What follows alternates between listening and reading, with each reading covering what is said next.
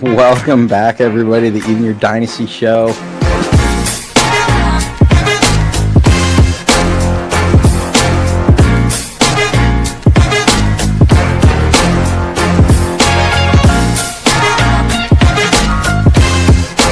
We just got breaking news in.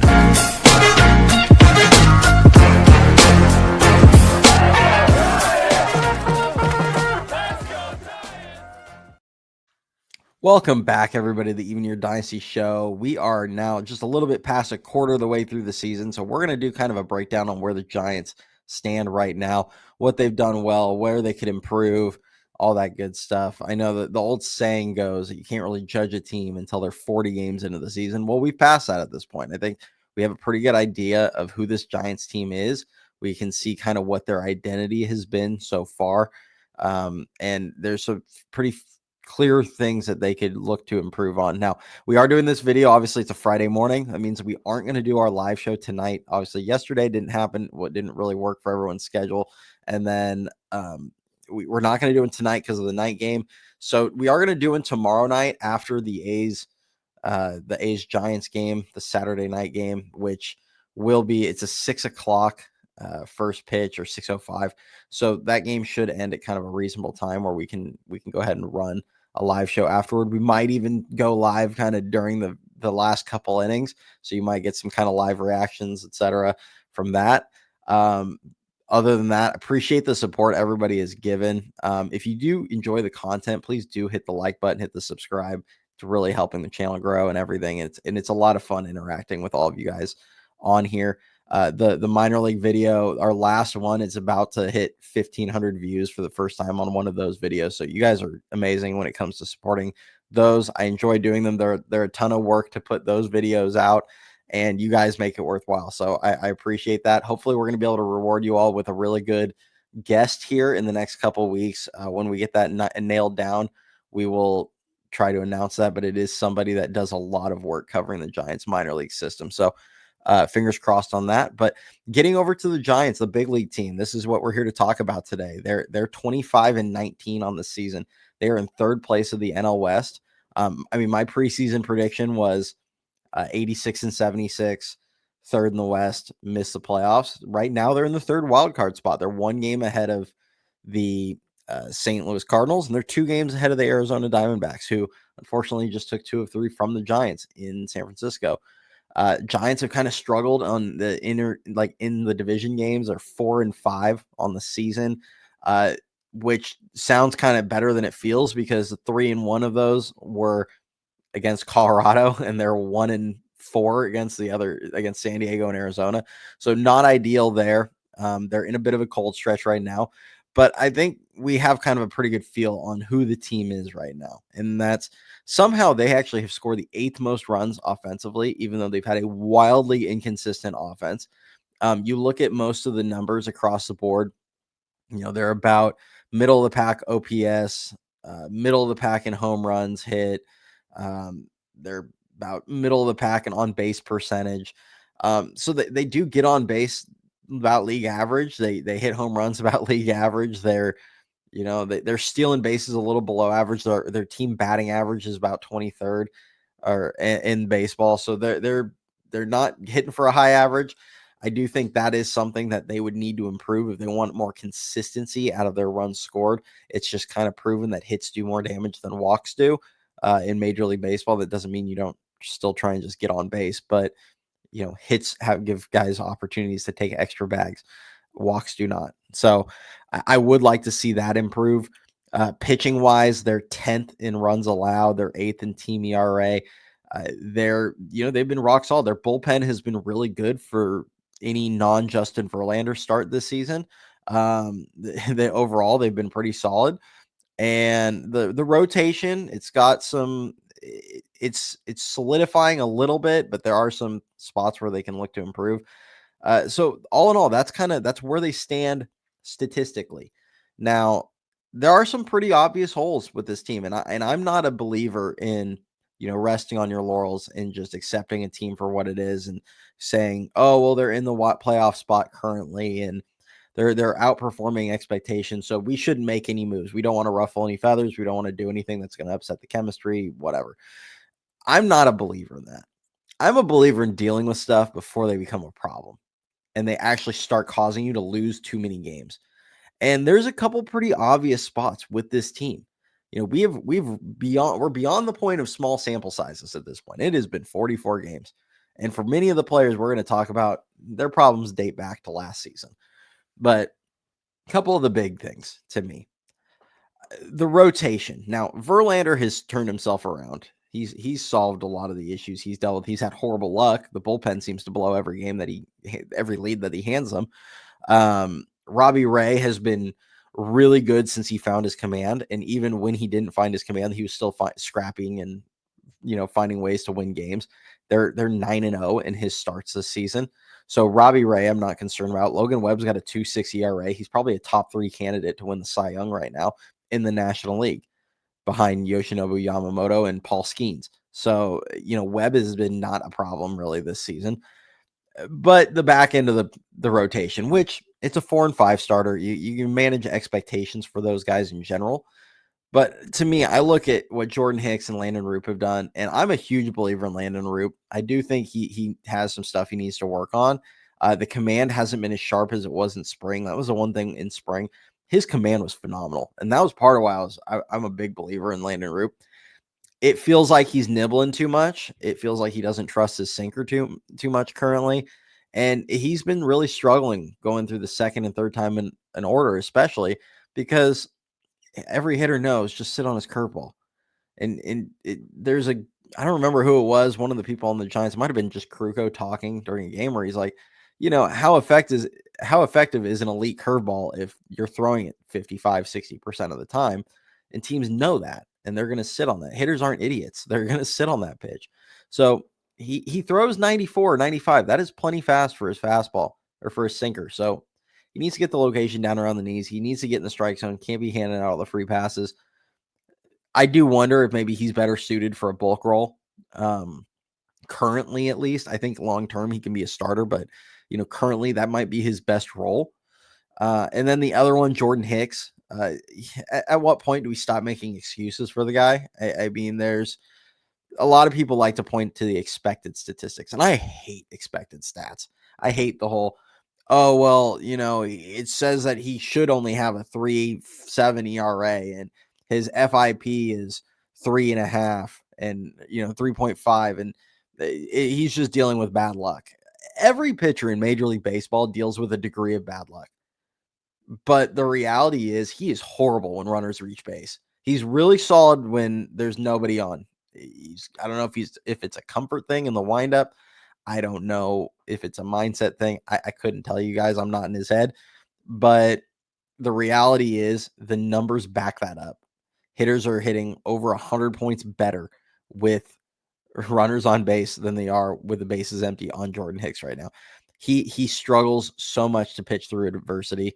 He struggles with walks, although he's actually been a little better than league average this season, but historically, it's been an issue. We saw it in the last start. He was behind every hitter. You can point to expected stats, but I live in the world of this is your numbers. And right now he's got a 6.5 ERA through 9 starts. And if you go back to last season, his last 5, 6, 7 starts were pretty terrible. So we're working off of over a half a year of sample size at this point with Jordan Hicks as a starting pitcher, where he has been really poor in the rotation. To me, pull the plug on the experiment. It's done. This is not something we should be rolling with. He's a 2-pitch guy right now. He is a fastball sweeper guy with the improved stuff, the movement, and actually it's not even a fastball. It's a sinker sweeper guy.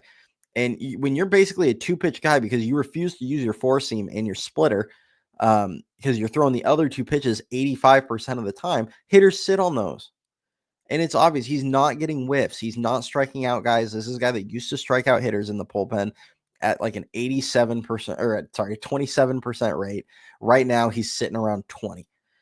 And more guys are putting at play. That relies on the defense behind you, which the defense behind him has been spotty, admittedly. They've been like that for every pitcher on the staff. They've not been great defensively as a team. And it's too reliant on that. And he's giving up a ton of hard contact.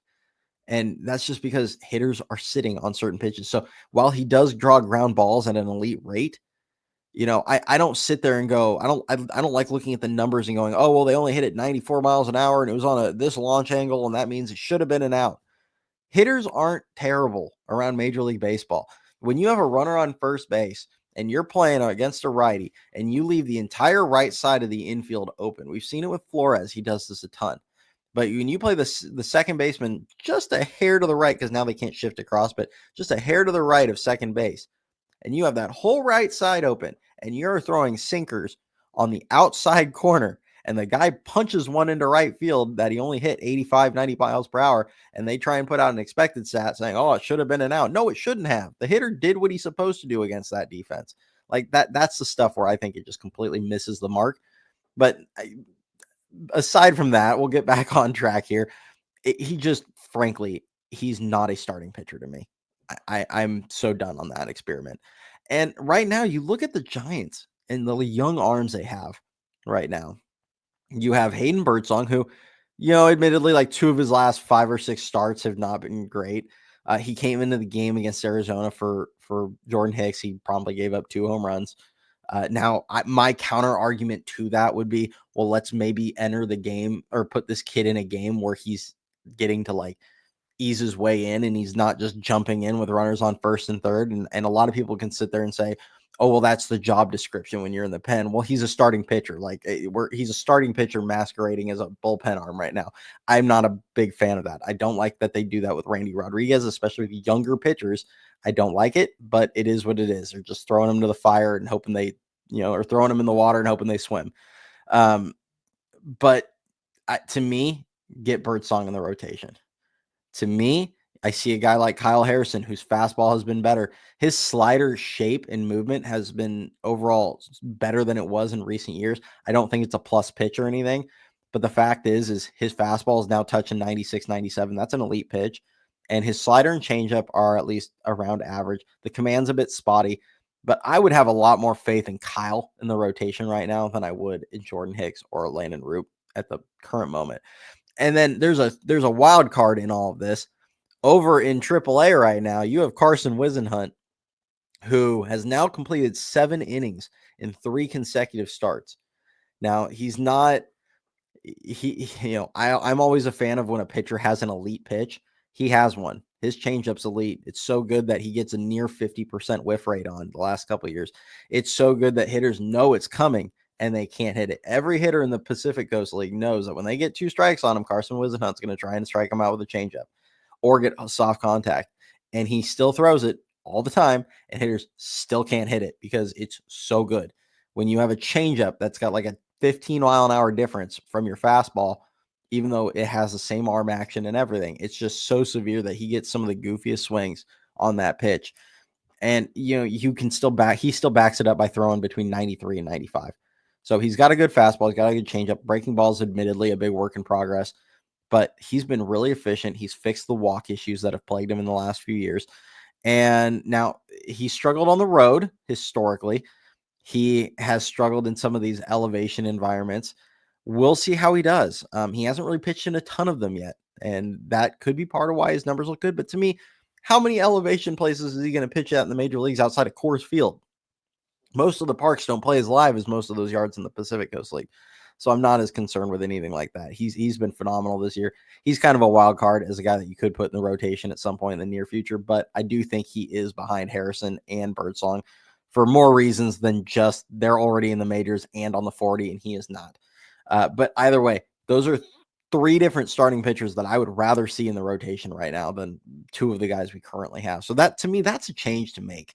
Make that change before you go on a big losing streak. I mean, they've already lost 5 of their last 6 between getting swept in Minnesota and then losing 2 of 3 to Arizona. So start looking to make these changes. And this isn't an overreaction. This is something I was saying to do when they were winning. I just, to me, we are at the point where it's a big enough sample size. Now, the other changes, the offense. One of the things I had originally planned when I was kind of thinking through this video, I was going to talk about shuffling the lineup up a little bit. Well, Bob Melvin did that. So big kudos to Bob Melvin. He finally actually shuffled the lineup. He got Willy Adames down a bit. He moved Ramos and Chapman up. Chapman's been struggling, but he historically has been pretty good as a number 2 hitter. They moved Lee down to cleanup. That definitely wasn't on my bingo card going into the year, but hey, if he hits, he hits. He's been really solid for the team this season. He hopefully is coming out of that funk that he was in. But that was the first thing, was going to be shuffle up the lineup. Well, they did that, so kudos there. The other thing, and I know we're kind of having to wait. It's the whole waiting for Harar, waiting for Casey Schmidt, waiting for Tyler Fitzgerald. We're kind of waiting and waiting and waiting for certain guys to get healthy again. But I mean, we have definitely reached the point of Wilmer Flores needs to be playing first base every day until those other guys get healthy, and Lamont Wade Jr. needs to be a bench player, because while we don't have any ways of really addressing the issues that we're finding at, catcher offensively, the reality is we don't have an alternative for Patrick Bailey. Your alternative for Patrick Bailey is Sam Huff, who's not great defensively. He's been okay. Don't ask him to block anything, but as far as framing and throwing runners out, he's been fine. But there's not an alternative really to catcher. So we're all just gonna kind of have to hold on and hope Patrick Bailey figures it out with a bat. But at first base, and hey, Lamont Wade Jr. had a good game after working with Barry. Good for him, but it's too little, too late for me. Maybe he gets it going. Maybe I'll have to sit here and eat crow in a couple months because he figured something out and they unlocked him. But I'm not holding my breath on that one. It's time to figure some out. Move him to the bench, put Flores in every day at first base. I get it. They want to protect Flores' knees. It's not the time and place for me at this point. We're trying to win games. We're trying to win games. We're not trying to just protect Flores' knees. For 2 weeks, he better figure out how to play first base and stay on the field for 2 weeks. Like, that's all we're asking for here. We've got a couple guys that are going to be coming back here, and we're at the 16th. I mean, Harar is eligible, I believe, in a week, which is the 23rd. Casey Schmidt, he's played a couple rehab games, but we'll see how fast they're going to bring him up. Tyler Fitzgerald's played a couple rehab games. We'll see how fast he's going to come up. That doesn't really address first base.